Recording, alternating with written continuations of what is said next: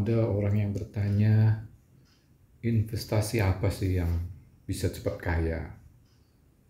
Atau ada orang bertanya, investasi apa sih yang aman? Eh, Cepat kaya dan aman itu sungguh berbeda, tapi tergantung daripada investasi apa yang kita mau. Untuk menjawab pertanyaan pertama, investasi mana sih supaya kita cepat kaya? Yaitu dilihat dari volatility atau kecepatan pergerakan harga. Contohnya dalam investasi itu percuma kalau harga itu tetap. Misalnya harga emas tetap 900.000 terus. Bisa gimana mau ngambil untung? Jadi kalau ada perubahan harga, entah itu naik atau turun, disitulah investor itu mendapat keuntungan. Jadi investor mendapat keuntungan dari perubahan harga. Jadi harga misalnya waktu beli 900.000 ternyata mencapai 1.000, berarti udah untung. Kalau dijual berarti untung 100. Dan itu dalam porsi besar, berarti untungnya berlipat-lipat. Nah, sama juga kalau misalnya harganya dari 900.000 terus turun menjadi 700.000, berarti kan minus 200.000. Nah, itu tergantung posisi apa pada saat kita bertransaksi itu. Ya, apakah kita posisinya beli atau jual. Jadi ada dua posisi. Jadi ada buy atau sell, ada long atau short gitu. Maksudnya long itu yang membeli, short itu menjual juga. Ada ask, ada bid, sama aja sih artinya seperti itu.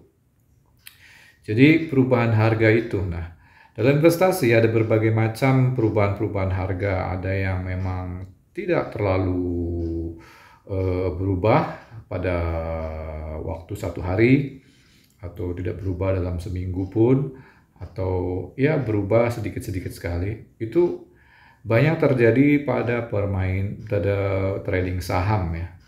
Nah, saham itu memang terutama saham-saham perusahaan ya, itu memang kadang stabil, berubah sedikit, baru turun lagi, stabil lagi di daerah-daerah wilayah seperti beberapa poin saja harganya berubah, naik ke atas sedikit, turun lagi sedikit, naik lagi, ya standar seperti itu. Dan memang keuntungannya memang juga ya agak lama kalau beli saham. Itu kalau memang untuk tahunan horizonnya, bukan di trading harian ya, yaitu menunggu sampai akhir tahun. Desember misalnya selesai, tutup buku, nah baru dihitung berapa persen keuntungannya. Ya biasanya rata-rata kan saya sudah pernah jelaskan, yaitu 9% atau paling enggak 10%. Ada juga saham yang bagus bisa sampai 14%, 15%. Nah, itu tergantung juga saham apa. Nah, dalam investasi seperti itu, jadi untuk membeli saham-saham seperti itu. Tetapi kalau kita mau bergerak yang agak cepat, yaitu forex. Jadi foreign exchange itu, jadi harga mata uang itu perubahannya cepat sekali. Sama dengan harga emas ya. Emas juga agak naik, berubah, kadang juga turun, tapi tidak begitu cepat dengan forex. Nah, bisa juga kadang sama, bisa juga. Tapi maksudnya dalam forex ini yaitu foreign exchange yang ditradingkan secara digital ya. Nah, itu waktunya juga 24 jam. Jadi kalau main saham, trading saham itu dia waktunya pembukaan, sesi pertama misalnya pagi sampai jam 12 makan siang, terus buka lagi jam 1 itu sampai jam 2 atau jam 3 atau jam 5, kadang tutup tergantung dari saham apa itu, tapi biasanya jam 3 juga banyak yang sudah tutup tuh. Jadi untuk main saham mencari keuntungannya itu tidak terlampau cepat kalau dibanding dengan forex. Kalau forex itu 24 jam. Ya bagi yang memang punya waktu manteng itu atau mengatur waktunya dan mencari keuntungannya itu ya bisa lebih cepat daripada bermain saham.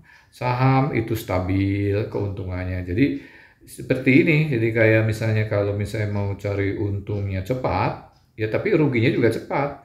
Nah, kalau di saham kan dia cari untungnya juga kan agak lambat tuh. Ya ruginya juga agak lambat.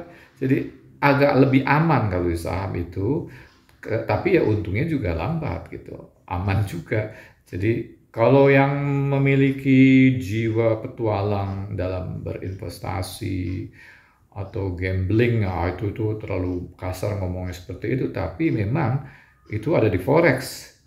Nah, jadi 24 jam karena ini uang triliunan dolar itu ada di dalam forex itu. Hampir semua bank-bank yang ada di Indonesia, di mana-mana, negara manapun, itu bertrading pada saat malam hari karena 24 jam kan. Misalnya pagi hari jam 5 di Australia buka, di sini masih jam 5 kan, di Australia sudah buka, Jepang sudah buka. Terus bangun lagi sampai jam 3 itu London baru jam 8 tuh buka. Nah, terus juga jam 8 malam Amerika buka. Jadi itu non-stop seperti itu. Jadi kita bisa memantau atau bertrading 24 jam. Ya, itu ada ilmunya. Jadi kalau memang mau untung cepat, ya rugi juga cepat. Karena memang nanti diatur di leverage-nya, volumenya juga. Karena dan juga kita punya aset berapa gitu. Diatur seperti itu. Ya, pengaturannya itu bisa belajar nanti. Yang lebih cepat lagi untuk perubahan harga atau volatility-nya yaitu di atas forex, yaitu cryptocurrency. Cryptocurrency itu memang sangat dahsyat sekali. Naiknya cepat, turunnya juga cepat. Jadi kalau mau kaya sekali itu. Naik terus. Tapi kan tidak puas seperti itu. Kalau udah kaya pun pengen lebih kaya lagi. Akhirnya turunnya pun cepat. Turunnya cepat, naiknya cepat di cryptocurrency. Jadi lebih, nature-nya itu dalam perubahan harga itu lebih cepat daripada forex itu. Jadi kita memilih tuh mana mau cepat sekali ya main cryptocurrency, cepat sekali itu. Tapi rugi juga cepat sekali rugi itu. Jadi cepat bangkrut cepat itu. Tapi pengaturan belajar dalam ilmu technical analysis atau juga fundamental analysis harus belajar itu. Karena di mana-mana ada juga yang sangat jago sekali yaitu mungkin di black market atau juga namanya hedge fund manager itu bermain sangat pintar sekali dalam hal trading ya di forex ataupun di cryptocurrency.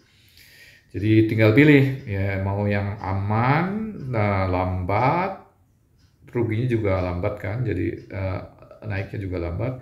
Mau yang sedang tadi di forex, foreign exchange, atau kalau bagi saya sendiri ngambil jalan tengah. Jadi main di forex, jadi cepat, tidak begitu cepat, lambat, ruginya juga tidak begitu lambat. Jadi di tengah-tengah lah dari apa yang ada ini ya.